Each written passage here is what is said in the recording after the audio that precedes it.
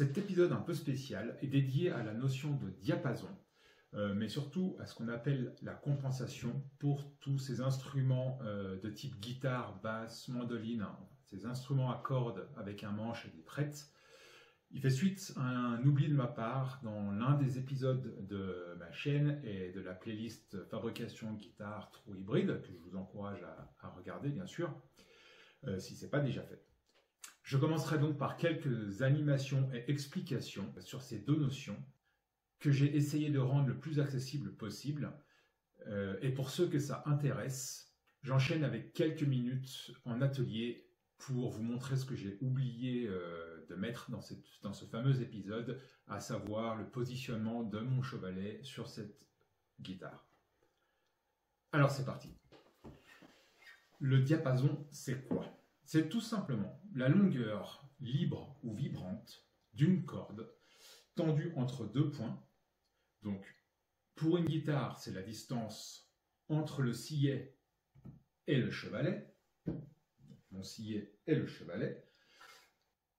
À savoir que pour une guitare électrique, plus précisément, on va parler des pontets, alors que sur une guitare acoustique, on va parler du sillet de chevalet. Ce diapason est donc une longueur qu'on va exprimer en pouces ou en millimètres, qui a une influence sur le jeu, sur le timbre de l'instrument, et notamment due à la tension de ses cordes. Pourquoi ? Parce que la note rendue par cette corde tendue, elle va dépendre de la longueur, de la partie vibrante, donc dans notre cas du diapason, du diamètre de la corde, et de sa tension. Prenons deux exemples connus. Le diapason long, type guitare Fender, on parle de 648 mm, ou plus exactement 647,7 mm, et l'autre exemple, les Gibson, ou autrement dit diapason court, et là on parle de 625 mm. Sur ces deux instruments, pour que ma corde de mi grave, par exemple, me rende la même note, à savoir 82 Hz, si je ne dis pas de bêtises, je n'ai pas la même longueur vibrante, donc je vais devoir influer soit sur le diamètre de la corde, soit sur la tension, soit sur les deux. Et c'est pour cette raison que les Gibson sont très généralement équipés d'un tirant de corde supérieur à ceux qui équipent les Fender, et aussi on aura une tension légèrement plus faible. Ce sont ces différences qui expliquent que les Gibson sont réputés plus faciles pour certains guitaristes du fait de cette tension plus faible pour tout ce qui est bend et vibrato. Aussi un son plus crunchy dans les basses. Alors que les Fender ont la réputation d'avoir un son plus brillant. Tout est histoire de compromis. Maintenant qu'on a compris ça, qu'est-ce qui se passe quand on joue ? Alors, on commence par approcher la corde des frettes, et déjà là, on commence par tendre légèrement la corde, on l'emmène au contact, et puis, pour être sûr que ça ne frise pas, on va encore appuyer et creuser un petit peu la corde entre les deux frettes. Vous, qui avez une guitare, ou qui jouez de la guitare, vous avez sûrement déjà joué avec cet effet de trémolo en influant sur la pression que vous exercez par votre doigt. Vous qui n'avez pas de guitare ou qui ne jouez pas de guitare, je dois sacrément vous emmerder avec toutes mes histoires. Bref, si je joue ma corde de mi aiguë à la 12e case et que mon chevalet est exactement à la longueur de diapason, autrement dit que ma distance entre sillet et fret de 12e case, chevalet est la même, alors la note est fausse. Elle est trop aiguë. Le fait d'agir sur mes cordes crée des surtensions d'autant plus importantes que le diamètre de la corde est gros. À savoir que la gaine ou le filetage des cordes graves, en général on parle de 3 ou 4 dernières cordes, n'influe pas sur cette tension.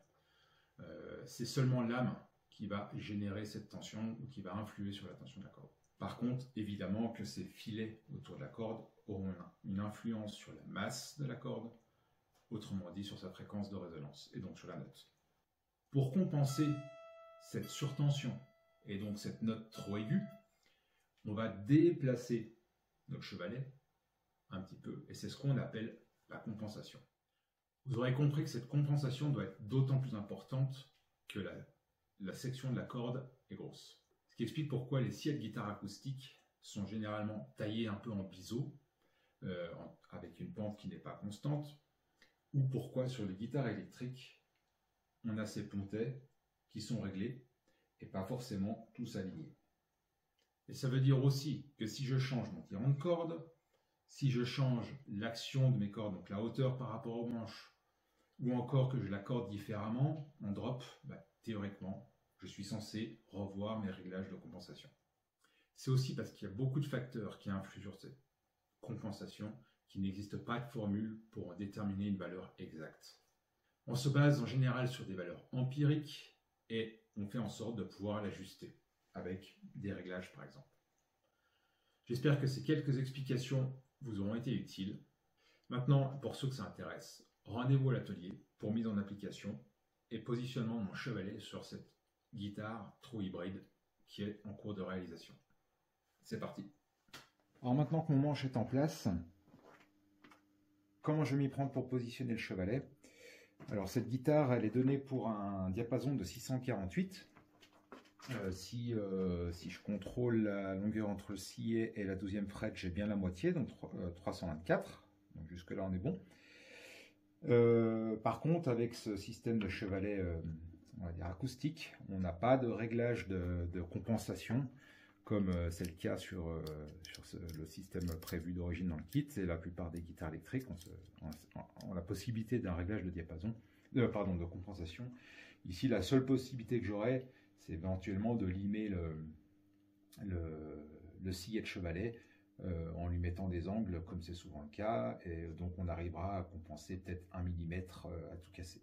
Ce que je vais faire, c'est de partir de ce diapason de 648, ajouter une compensation qui est entre 1 et 2 mm normalement, donc je vais prendre 1 mm 5 sur le mi aigu, et le reste des compensations sera donné par l'angle qui est usiné d'origine dans le chevalet, et en espérant que ce soit pas trop faux. Voilà, donc la seule possibilité qu'on ait pour régler la compensation avec ce genre de chevalet, c'est de jouer sur la forme du sillet qui va à l'intérieur, et donc de déplacer l'arête de contact au sommet là, qui sera plus ou moins avancé pour affiner cette compensation.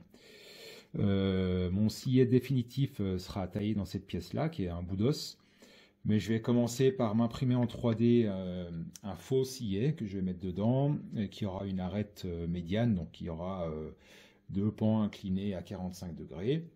Ce faux sillet va me permettre déjà de valider la hauteur des cordes, donc l'action de chaque corde, mais aussi cette compensation. Si en jouant à la 12e case, ma note est trop aiguë, ça veut dire qu'il faut que je recule un peu le point de contact, et si à l'inverse c'est trop grave, ça veut dire qu'il faut que je l'avance pour raccourcir la longueur vibrante.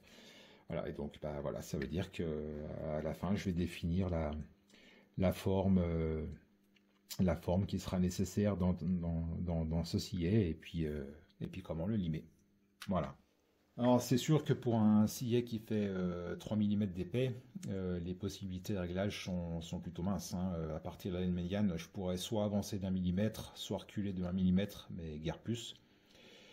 Donc bon, voilà, il va de toute manière falloir que je fasse avec ça, et ça va dépendre de mon calcul, et surtout de l'hypothèse que sur la corde de mi, mes 1 mm et demi de compensation soit juste, et ça va aussi dépendre de la pente qui a été usinée d'origine dans ce chevalet là. Est-ce qu'elle est adaptée, ou est-ce qu'il aurait fallu qu'elle soit un peu plus prononcée ou moins prononcée? Ça, je sais pas. On verra tout ça quand j'en serai là. Merci d'avoir regardé cet épisode un peu spécial, plus ou moins en lien avec mon projet de réalisation de guitare hybride. N'hésitez pas à visiter ma chaîne, pas très fournie pour l'instant, mais ça va venir. Beau bricolage, beau projet à vous, osez, échouez et finalement réussissez. N'hésitez pas à réagir, surtout si vous pensez que j'ai dit des bêtises, mais aussi commenter, liker et partager, ça fait toujours plaisir. À très bientôt sur la chaîne.